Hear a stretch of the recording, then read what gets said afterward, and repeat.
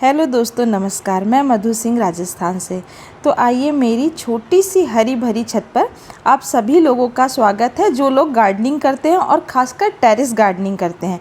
क्योंकि ये जो भिंडी की पौधा आपको दिखाई दे रही है, इसमें फ्लावरिंग होकर के अब भिंडी बनना शुरू हो चुकी है। तो जो लोग टेरेस गार्डनिंग करते हैं खासकर उनके लिए, और जो ज़मीन पर भी गार्डनिंग करते हैं उन लोगों के लिए भी ये वीडियो बना हुआ है। तो देखिए, मैंने इन पौधों को लगाया था करीबन 40 से 45 दिन पहले। मैंने इनको अप्रैल के महीने में लगाया था, 20-22 तारीख के लगभग मैंने लगाया था।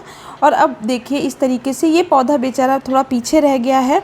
इसको मैंने दूसरे गमले में लगाया था, तो मैं वहाँ से इसको निकाल करके लेके आई हूँ। उसमें इसकी ग्रोथ अच्छी नहीं हो रही थी और बाकी पौधों की ग्रोथ बहुत अच्छी हुई है। अब देखिए, इसके तने कितने मजबूत हैं।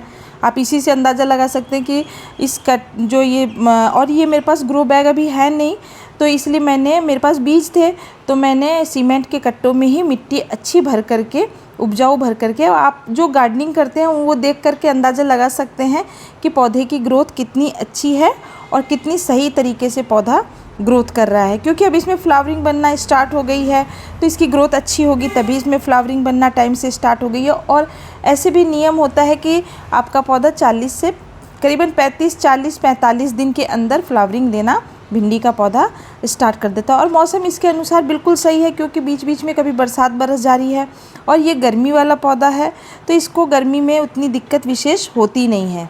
तो ये मैंने छत के ऊपर लगा रखा है। और देखिए आप, मैंने ग्रीन नेट नहीं लगा रखी है, क्योंकि मेरे पास ग्रीन नेट लगाने का छत के ऊपर कोई व्यवस्था बैठती नहीं है सही ढंग से।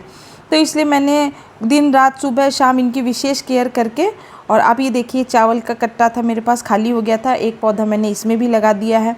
मुझे तो मेरे घर वाले कहते हैं कि तुमको जो सामान मिले तुम उसमें पौधा लगा देती हो, पता नहीं कौन सा भूत चढ़ा हुआ है। लेकिन वो क्या जाने, जो गार्डनिंग करते हैं और जिनको पौधों से प्रेम होता है उनके बारे में तो कुछ कहा नहीं जा सकता है। जो लोग गार्डनिंग करते हैं वो तो खुद ही जानते हैं।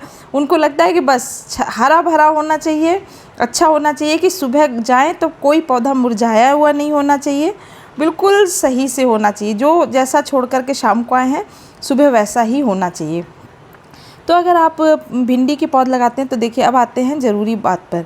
भिंडी के अगर अपन पौध लगाते हैं तो सबसे पहले आपको ये ध्यान देना होता है, कुछ समय बाद जब फ्लावरिंग स्टार्ट हो जाती है, कि कहीं हमारे पौधों में कीड़े तो नहीं लग रहे हैं। तो अभी तक तो मैंने देखा है कि मेरे पौधों में कहीं से भी कीड़े की कोई गुंजाइश नहीं है। मैं पत्ते पलट करके देखती हूँ और ये देखिए, इस तरीके से फ्लावरिंग बनने के लिए बड्स तैयार हो चुके हैं। तो मैं हमेशा आती हूँ और मैं पत्तों को पलट करके देखती हूँ कि बिल्कुल पत्ते सही है। अगर आप में कीड़े की गुंजाइश होती है तो मैं ऑर्गेनिक खेती करती हूँ। मैं बिल्कुल भी बाज़ार से किसी तरीके का वो नहीं लेकर के आती हूँ छिड़काव करने के लिए।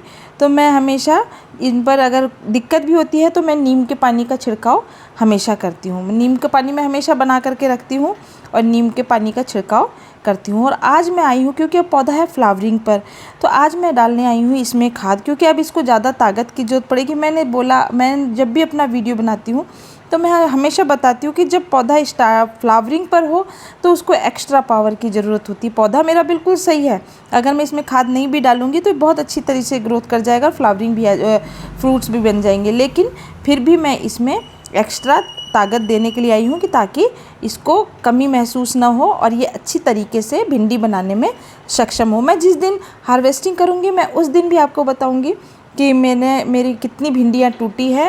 अब अगर आप लगाते हैं तो कम से कम, मैंने तो 7 या 8 पौधे लगाए हैं, लेकिन आप अगर छत पर भिंडी लगाते हैं या अगर आप घर से भिंडी पाना चाहते हैं तो आप कम से कम 15 से 20 पौधे लगाएं, तो आपको आराम से घर में भिंडियाँ मिल जाएंगी। क्योंकि भिंडी के पौधे में आपको ज़्यादा से ज़्यादा 3 से 4 भिंडी एक पौधे से मिलती है।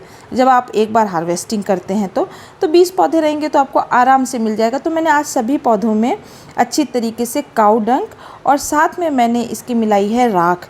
थोड़ी सी मैंने राख मिलाई है और थोड़ी सी मैंने काऊ डंक मिलाई है। मैं जब दोबारा हार्वेस्टिंग करूँगी तो मैं एक बार फिर इसमें दोबारा से खाद दूँगी। तो आज मैं इसमें एक मुट्ठी, मैंने सारे जितने मेरे भिंडी के पौधे हैं सब मैं आज इनमें डालने आई हूँ काऊ डंक, क्योंकि करीब सारे पौधे, छोटा है वो भी फ्लावरिंग पर आ चुका है और बड़े हैं वो भी फ्लावरिंग पर आ चुके हैं।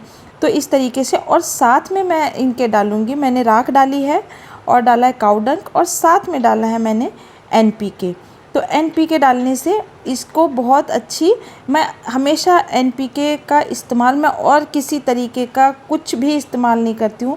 मैं कोशिश करती हूँ कि मैं काऊ डंग, राख और NPK, ज़्यादा हो तो NPK, क्योंकि NPK से मुझे रिज़ल्ट फ्लावरिंग में हो या फिर पौधों में हो, मुझे रिज़ल्ट बहुत अच्छा दिखाई दे जाता है, जितनी इनसे मैं उम्मीद करती हूँ। तो इसलिए मैं ज़्यादा मार्केट भागती नहीं हूँ कि ये भी वो भी। और उसके बाद तो फिर मैं घर में से जो मेरे दाल चावल का धुलने के बाद पानी निकलता है, मैं वो सब डाल देती हूँ। मैं कुछ कुछ एक्सपेरिमेंट पौधों पर करती रहती हूँ, फिर देखती हूँ कि अच्छा ये एक्सपेरिमेंट बिल्कुल सही रहा है, वो याद रख लेती हूँ और फिर मैं वही डालती हूँ।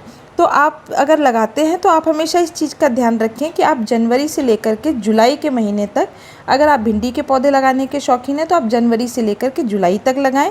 मिट्टी इसकी बहुत अच्छी बनाएं, कम से कम मिट्टी में 50% वर्मी कंपोस्ट या 50% काऊ डंग होनी चाहिए, तभी आपका पौधा अच्छी तरीके से मजबूत होगा और अच्छी तरीके से ग्रोथ करेगा। पानी का आप विशेष ख्याल रखें, क्योंकि गर्मी का पौधा है तो पानी आप इसमें बिल्कुल सुबह शाम ध्यान से डालें, बिल्कुल अच्छी तरीके से डालें।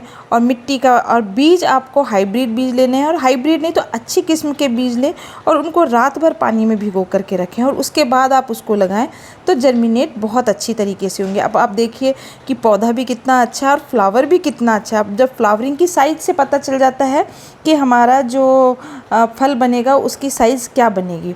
आप देखिए कि इस तरीके से इसमें फ्लावरिंग आ रही है और फ्लावरिंग उसके हिसाब से। और देखिए पीछे आपको दिखाई देगा कि एक टमाटर भी पक रहा है, टमाटर भी आ रहे हैं कंटिन्यू। तो मेरा वीडियो पसंद आए तो धन्यवाद।